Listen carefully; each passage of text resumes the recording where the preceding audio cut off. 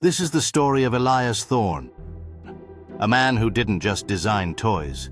He built a mausoleum out of plastic. This is the grounded, untold history of the 1982 relaunch of G.I. Joe, a real American hero.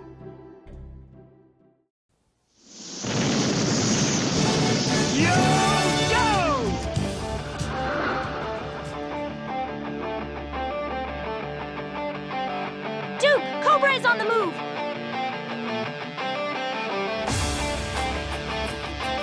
Hang tight there! In 1981, the Hasbro headquarters in Pawtucket, Rhode Island was a place of quiet panic. The company was hemorrhaging money.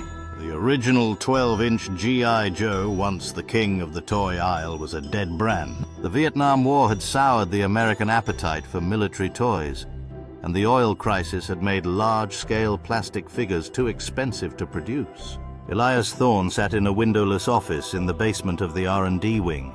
He was a technical liaison, a title that meant very little to anyone else. To H.I.S., it was a hiding spot. He was a veteran of the 101st Airborne, a man who had returned from the Ashau Valley in 1969 with a chest full of medals he kept in a shoebox and a mind that felt like a shattered mirror. During a desperate Hail Mary meeting in the winter of '81, the executives were ready to pivot to space aliens to compete with Kenner's Star Wars. That's when H.I.S., usually a silent fixture in the corner, stood up. "You're losing because you're selling them tools," H.I.S. said, his voice flat and devoid of the corporate pep usually found in those rooms. "Kids don't want a generic soldier. They want a man with a story. They want a name. They want to know who he loves, what he fears, and why he's willing to die. We don't sell them a doll. We sell them a dossier." He pitched the file cards, small biographies on the back of every box. The board was intrigued by the marketing potential of a collectible backstory. They gave H.I.S. 3 months to develop the identities of the new 3 75-inch line. They didn't realize that H.I.S. wasn't inventing characters. He was filing death reports. The secret lived in a mission H.I.S. had buried for over a decade. In July of 1968, he had been part of a 12-man long-range reconnaissance patrol, LRRP. They were dropped into a black zone near the Laotian border, a place where the jungle was so thick the sun never touched the forest floor. There his team was hunted for 6 days. It wasn't a heroic battle, it was a systematic grinding slaughter. H.I.S. was the radio operator. He watched, through the sights of his rifle and the lens of his binoculars, as his brothers were dismantled. He was the only one who made it to the extraction point that faithfully day in the din. When the Huey finally hovered over the clearing, H.I.S. wasn't waving for help. He was sitting in the mud, meticulously organizing the dog tags and personal effects of the other 11 men into a neat, straight line. And when he started at Hasbro, those 11 men were still with him. He saw them in the cafeteria. He heard their boots in the hallway. And so, by creating the G.I. Joe line, he wasn't just saving a company. He was trying to give his dead friends a second chance at life, even if that life was only 4 inches tall. H.I.S. became obsessed with the prototypes. He would spend hours with the sculptors, driving them to the brink of quitting with his demands for accuracy. "No," he would tell a sculptor working on the character of Stalker. "His eyes aren't like that. He doesn't look tough. He looks tired. He looks like a man who hasn't slept since the Tet Offensive. Lower the brow. Make him look like he's expecting a bullet." The sculptors didn't know that Stalker was actually Sergeant Edward Banks, the man who had pushed H.I.S. into a foxhole and taken a grenade meant for both of them. H.I.S.'s office became a grim library. He had the original military records of his squad, the real ones, the ones the army had misplaced. He used these to write the file cards, but as he wrote, the trauma began to bleed through. The first drafts of the cards were horrific. He wrote about Snake Eyes, but not as a ninja. He wrote about H.I.S., a man whose face had been literally melted off by white phosphorus during a botched extraction. H.I.S. described the smell of the burning skin and the way H.I.S. had tried to whistle a tune through a mouth that was no longer there. The marketing team at Hasbro was horrified. "H.I.S., we can't put died screaming in a mud pit on a toy for 7-year-olds, the VP of marketing told him. "Change it. Make it injured in a helicopter explosion. Give him a visor and a sword. Make him a mystery." H.I.S. complied, but he did so with a bitter, obsessive precision. Every cool feature of the G.I. Joe line was a sanitized version of a battlefield horror. The O-ring, in the waist that gave the toys their famous flexibility? That was Elias's grim tribute to the way a body looks when its spine has been severed. By 1982, the Real American Hero line was in production. The toys were a massive hit. Children across the country were playing with Tunnel Rat, Rock and Roll, and Grunt. But Elias was deteriorating. He had moved a cot into his office. He began to believe that as long as the toys were being sold, his friends were active. He would walk through the Hasbro factory at night, touching the warm, freshly molded plastic limbs coming off the assembly line. He would whisper the real names of the dead to the plastic figures. "You're in Ohio now, Lonnie," he'd whisper to a batch of clutch figures. "A nice kid named Billy is going to take you to the park. You're safe there. No snipers in Ohio." The horror wasn't supernatural. It was the pure, concentrated weight of survivors' guilt. Elias had created a world where his friends never stayed dead. If a child broke a toy, another one could be bought. They were immortal. They were real American heroes. The breaking point came during the development of the 1983 wave. Elias wanted to introduce a character based on himself, the radio operator. He wanted the file card to tell the truth. He wanted the world to know that the hero was actually a coward who had hidden under a pile of bodies to stay alive. Hasbro refused. They wanted a character called Breaker, who liked bubblegum and spoke 7 languages. Thus began the Archive of 11. In late 1983, a janitor found Elias Thorne's office open. Elias was gone. He hadn't taken his coat or his keys. What they found in the room haunted the Hasbro executives for years. The walls were covered in the file cards, but they weren't the ones in the stores. They were the final reports. Elias had painstakingly handwritten the actual gruesome biographies of his fallen squad onto thousands of retail-ready cards. He had also created a 13th figure. It was a crude, hand-sculpted piece made of industrial wax. It wasn't a soldier. It was a man in a tattered jungle uniform, kneeling with his hands over his ears. The face was a hauntingly accurate portrait of Elias Thorne. Underneath the figure was a final note. "I thought if I made them into toys, they wouldn't have to feel the pain anymore. I thought if 1,000,000 kids loved them, it would balance out the way they died. But I just turned them into prisoners. Every time a child mimics a gunshot, they hear it.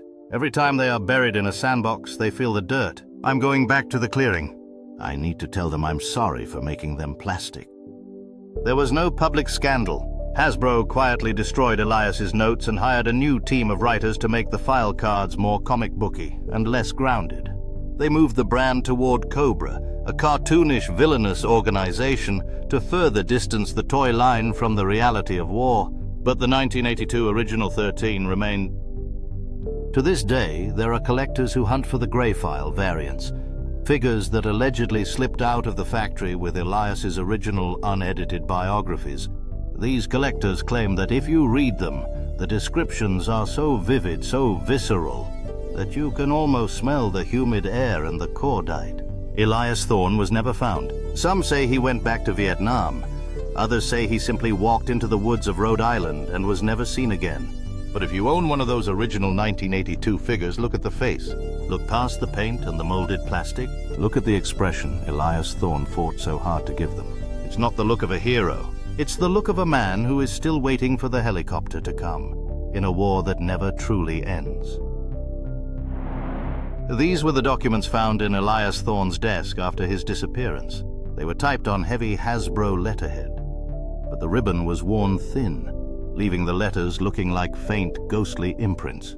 The executives called these the Black Files. They represent the original 13, not as heroes, but as the broken men and women Elias left behind in the Arshau Valley. The Black File, dossier code name Snake Eyes. Retail version. A mysterious commando who doesn't speak and hides his face behind a visor. Thorne's original, subject Arliss 5. Arliss didn't choose silence. He was the point man. On the 4th day, he stepped into a tripwire, rigged to a white phosphorus canister. It didn't kill him instantly. It coated his face, his throat, and his chest. I watched the Willie Pete burn through his vocal cords while he tried to tell us where the sniper was. When we finally got the fire out, there was nothing left of his face but a map of raw, red meat. He didn't have eyelids anymore, so he just stared. The visor in the toy design isn't for stealth. It's a burial shroud for a man who is still alive, but but has no face to show the world. Codename Stalker. Retail version. The resilient, street-smart ranger and squad leader. Thorne's original. Subject, Sergeant Edward Banks. Banks was the one who kept us moving when the rain turned to blood. But leadership in that jungle wasn't about strategy. It was about deciding who died first. Banks's resilience was actually a catatonic state of grief. He stopped eating. He would sit in the mud and count his remaining bullets over and over. He died holding a grenade with the pin pulled, waiting for the shadows to get close enough. I gave him the name Stalker, because that's what he does in my dreams now. He follows me, checking to see if I'm still fit for duty, while I sit in a climate-controlled office. Codename Flash. Retail version.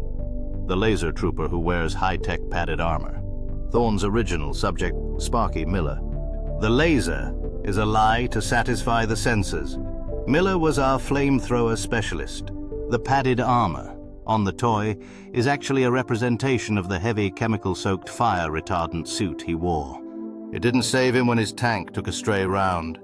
He didn't die from the fire, he died from the heat. He baked inside that suit like a kiln. I can still hear the sound of his fingernails scratching against the inside of his visor, trying to get air. I made his toy suit bright orange so the kids would think it was futuristic. To me, it's just the color of the chemical fire that cooked him. Codename Rock and Roll. Retail version. The surf-loving machine gunner with a laid-back attitude. Thorne's original. Subject, Vince the Anvil G. Vince wasn't laid back. He was vibrating. The vibrations of the M60 became part of his nervous system. He developed the 1,000-yard stare before the first week was over. He didn't love rock and roll music. He loved the sound of his weapon because it drowned out the sound of the men he was killing. He died from an infection in his feet because he refused to take his boots off for 20 days. He said if he took them off, his soul would leak out of his heels. The toy has a beard because Vince stopped shaving the day we landed. He wanted to look like a beast so the jungle would respect him.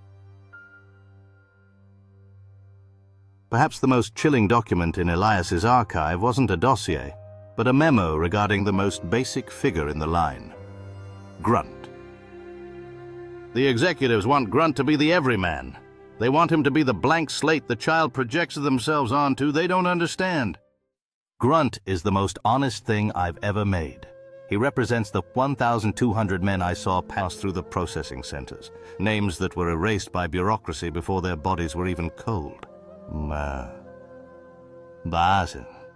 I've requested that the plastic for the Grunt figures be mixed with a specific percentage of ash I brought back in an urn. I want a piece of the real valley in every toy box. I want the children to feel the grit when they move the arms. They think they are playing war. I am making sure they are holding a funeral. The aftermath of the files. When the new creative team took over in 1984, they were ordered to shred these documents. The black files were deemed a legal liability, proof of a mental breakdown that could reflect poorly on the company. However, the lead archivist at the time, a woman named Elizabeth Jenkins, reportedly kept copies. Before she retired, she claimed that the personality of the G.I. Joe line, the reason it felt so much more real than other toys, was because the plastic had a memory. She pointed out that even after Elias left, the designers couldn't stop giving the characters scars, eye patches, and prosthetic limbs. It was as if Elias continued to cast a shadow on the brand. The last note in the archive, scrawled on the back of a Breaker prototype sketch, simply read, "There is a place tucked away in the din of the grim of those who dare. It's a corner of the world where boys are ushered into a slaughterhouse affair, only to emerge, if they emerge at all, as men with hollowed-out hearts. I've developed Real American, to stand in eternal solitude, frozen in a moment of honor they never asked for." In the toy aisles of America, Arliss will never grow old. Lonnie will never have to feel his knees ache or see his hair turn gray. They will forever be 20-year-olds from Nebraska or Detroit, trapped in a world at war, eternally waiting for a command that never comes. For them, the jungle is always thick, the air is always heavy, and the extraction chopper is always just out of reach. And then there are those like me, The ones who manage to beat war's folly and slip through the Reaper's fingers. We are the lucky ones, yet we carry a guilt that no medal can cover. A gnawing, uncertain culpability that follows us into the grocery stores and the boardrooms. We live in the silence they left behind. I wasn't trying to build a franchise. I wasn't trying to win a marketing war against space aliens or comic book heroes. I was just trying to bring them home. I thought if I put them in the hands of children, they would finally know a world where the sun actually shines. I thought that if they were loved in the safety of a carpeted bedroom, the ghosts of the H.I.S. Valley would finally find peace. But I see now that I've only traded one battlefield for another. God forgive me, I just wanted them to be more than names on a wall. The mold is set. Maybe we were the toys in the end.